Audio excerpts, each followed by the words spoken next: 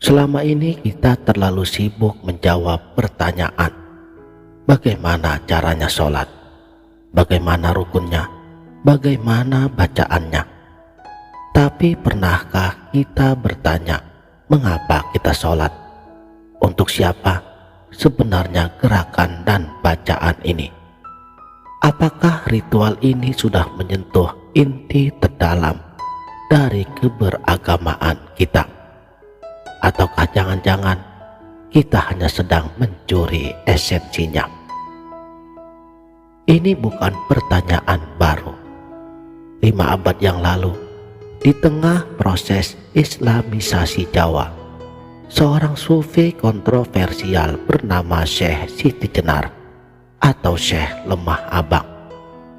Ia menggugat dengan keras, bukan menggugat Islam, tapi menggugat reduksi dan juga formalisme dalam prakteknya. Memang bagi kebanyakan orang ajarannya dianggap sesat, tapi bagi mereka yang telah menyelami samudra tasawuf, ia adalah puncak dari pencarian spiritual yang menantang kita untuk melampaui kulit menuju intisari sejatinya sholat. Dan hari ini kita akan menyelami salah satu gugatannya yang paling tajam tentang sholat 5 waktu dan hakikat ibadah sejati. Ini bukan kajian biasa, karena kita akan memasuki wilayah tasawuf falsafi tingkat tinggi, membahas konsep manunggaling kaula Gusti, ihsan sebagai penyaksian, dan juga tafsir mistik atas realitas. Salam sang sejati. Dalam serat Syekh Siti Jenar dikatakan, pada waktu saya sholat, budi saya mencuri. Pada waktu saya berzikir, budi saya melepaskan hati. Menaruh hati kepada seseorang, kadang-kadang menginginkan keduniaan yang banyak. Apa maksudnya budi yang mencuri? Ini adalah kritik yang sangat psikologis dan spiritual. Karena bagi Syekh Siti Jenar, ia melihat bahwa mayoritas orang yang sholat secara lahiriah, mereka itu orang yang taat, tetapi pikirannya atau budi justru mencuri esensi sholatnya itu sendiri. Pikiran liar kemana-mana, ke urusan dunia, ke penampilan, ke rencana setelah sholat. Bagi Syekh Siti Jenar, konsentrasi yang dipaksakan itu bukanlah khusyuk, melainkan penjara bagi pikiran.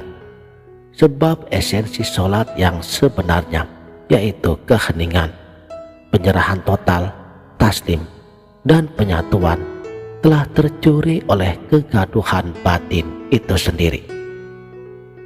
Ia lalu berkontras, lain halnya dengan zat Allah yang bersama diriku. Nah, sang aku inilah yang maha suci, zat Maulana yang nyata, yang tidak dapat dipikirkan dan juga tidak dapat dibayangkan. Ini bukan pernyataan bahwa ia mengaku Tuhan dalam pengertian vulgar. Ini adalah laporan pengalaman fana dan ittihad, lebur dan bersatu dalam terminologi tasawuf. Saat aku empiris, yaitu nafsu dan budi yang mencuri telah lenyap, maka yang tersisa adalah kesadaran akan kehadiran mutlak. Yang dalam keadaan manunggal, maka yang sholat, yang zikir, dan yang menjadi tujuan adalah satu hakikat keesaan. Inilah sholat yang sesungguhnya. Sholat yang bukan sekedar gerak dan ucapan lagi. Makanya, sholat formal 5 waktu bagi seorang Syekh Siti Jenar adalah tata krama, etiket lahiriah Ia penting, tapi bukan tujuan akhir. Sholat 5 kali sehari, puji dan zikir itu adalah kebijaksanaan di dalam hati. Tentunya menurut kehendak pribadi. Benar ataupun salah, hanya pribadi sendiri yang akan menerimanya. Ungkapan ini adalah penekanan pada otoritas dan juga tanggung jawab spiritual secara personal. Agama tidak boleh menjadi sekedar kepatuhan buta pada bentuk, tapi harus bermuara pada kebijaksanaan di dalam hati. Kritik beliau ini merambah ke seluruh rukun Islam. Beliau menyebut syariat yang diajarkan para wali pada saat itu sudah palson kabeh. Bukan berarti aslinya palsu, tapi telah dipalsukan atau direduksi maknanya. Ibadah telah menjadi formalitas kosong, alat legitimasi kekuasaan dan komoditas transaksi surga dan neraka yang memperdaya orang-orang dungu. Yang ditolak adalah syariat tanpa spiritualitas, karena bagi Syekh Siti Jenar, syariat harus berupa penyaksian, syahadat dan musyahadah, bukan sekedar pengakuan lisan, karena ini terkait dengan konsep ihsan. Dalam hadis Jibril, ihsan didefinisikan, kamu menyembah Allah seakan-akan kamu melihatnya. Jika kamu tidak melihatnya, maka sesungguhnya Dia melihatmu. Tingkatan ihsan inilah yang menjadi poros ajaran Syekh Siti Jenar. Ihsan adalah membumikan sifat-sifat Allah dan sifat Muhammad di dalam diri. Ketika baginda Nabi Shallallahu Alaihi Wasallam bersabda, berakhlaklah seperti akhlak Allah. Ini adalah panduan untuk tajalli, pengejauhan tahan. Proses menunggal adalah saat di mana penyembah dan yang disembah esa dalam kesadaran. Tentunya kesadaran yang melampaui dualitas. Inilah makna pernyataan kontroversialnya. Aku inilah yang maha suci, atau aku adalah Allahnya Al-Halaj. Aku di situ adalah suara sang mutlak yang berbicara melalui diri yang telah fana. Ulangi dari awal jika kamu belum paham. Sekarang kita lanjutkan kepada teologi manunggal, mikrokosmos sebagai tajalli sang pribadi. Di sini kita masuk ke dalam filsafat metafisika yang mendalam, yang bagi Syekh Siti Jenar, manusia bukanlah makhluk yang terpisah, yang widih, wujud yang tak nampak oleh mata, mirip dengan ia sendiri. Pribadi adalah pancaran roh sebagai tajalli atau pengejauhan tahan Tuhan. Manusia adalah mikrokosmos yang merupakan blueprint dan juga cermin makrokosmos. Raga adalah pinjaman yang akan kembali ke tanah, namun jiwa atau roh adalah penjelmaan zat Tuhan sang pribadi. Proses mengenal diri adalah jalan langsung untuk mengenal Tuhan. Inilah makna daripada sabda sukma. Adab hidup Allah, kang anembah Allah, kang sinembah Allah, kang murba amisesa. Pernyataan roh yang bertemu berhadapan dengan Allah, yang menyembah Allah, yang disembah Allah, yang meliputi segala sesuatu. Dalam puncak penyatuannya, dualitas lenyap. Yang menyembah adalah yang disembah. Kewenangan murba amisesa kembali sepenuhnya kepada kehendak ilahi yang telah manunggal dengan kehendak hambanya. Ini menjelaskan sikap Syekh Siti Jenar yang menolak tunduk pada Sultan Demak. Bukankah kita sesama mayat? Karena bagi yang telah manunggal, otoritas duniawi adalah ilusi. Karena semua berasal dan kembali pada afal perbuatan Allah semata. Saudaraku, sang sejati, ini adalah bagian penting dalam laku spiritual. Sholat di setiap sel tubuh kita. Kuncinya ada pada surat Al-Fatihah. Untuk menunjukkan bagaimana kitab suci hidup dalam diri manusia, Syekh Siti Jenar, beliau memberikan tafsir mistik surat Al-Fatihah yang sangat detail. Setiap lafal dipetakan ke organ dan fungsi tubuh serta jiwa. Bismillah terletak di ubun-ubun, pusat kesadaran tertinggi. Ar-Rahman, Ar-Rahim di penglihatan lahir dan batin. Ia ganang buduk di perut, pusat rasa dan ketundukan.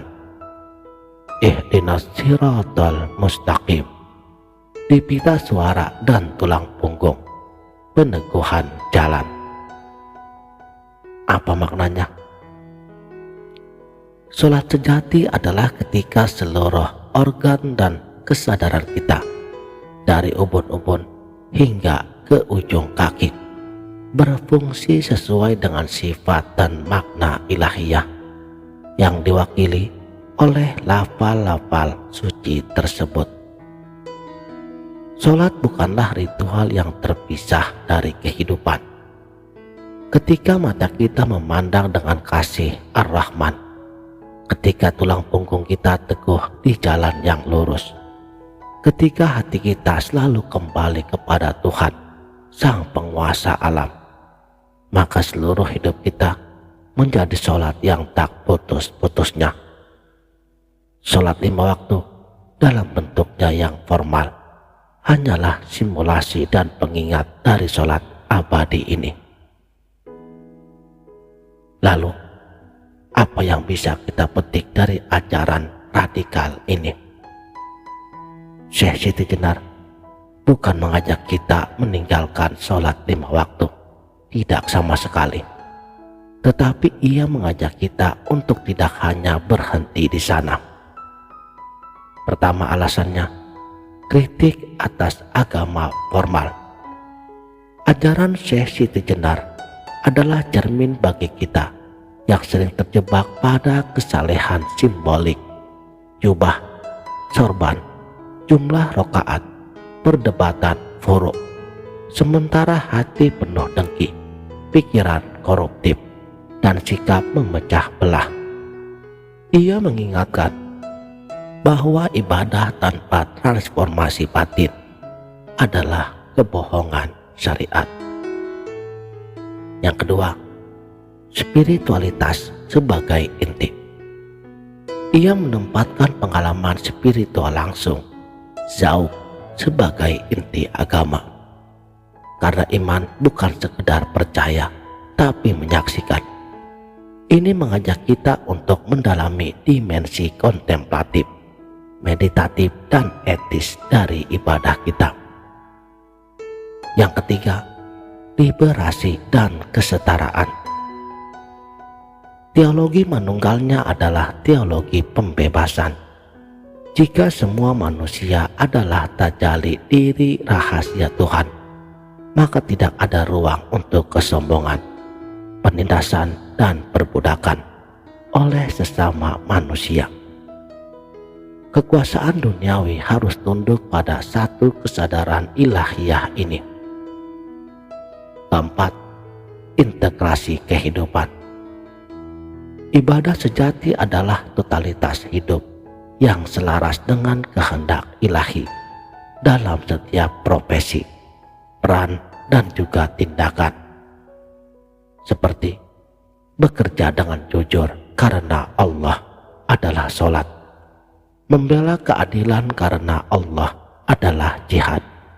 Menjaga alam karena Allah adalah ibadah. Syekh Siti Jenar dihukum mati karena ajarannya dianggap membahayakan tatanan. Mungkin yang paling berbahaya adalah panggilannya untuk bangun. Bangun dari tidur kepatuhan buta. Bangun dari ilusi bahwa kesalehan diukur oleh gerak tubuh. Bangun untuk menyadari bahwa Tuhan yang kita cari ada di kedalaman diri kita sendiri, menunggu untuk disaksikan, bukan hanya sekedar disebut-sebut.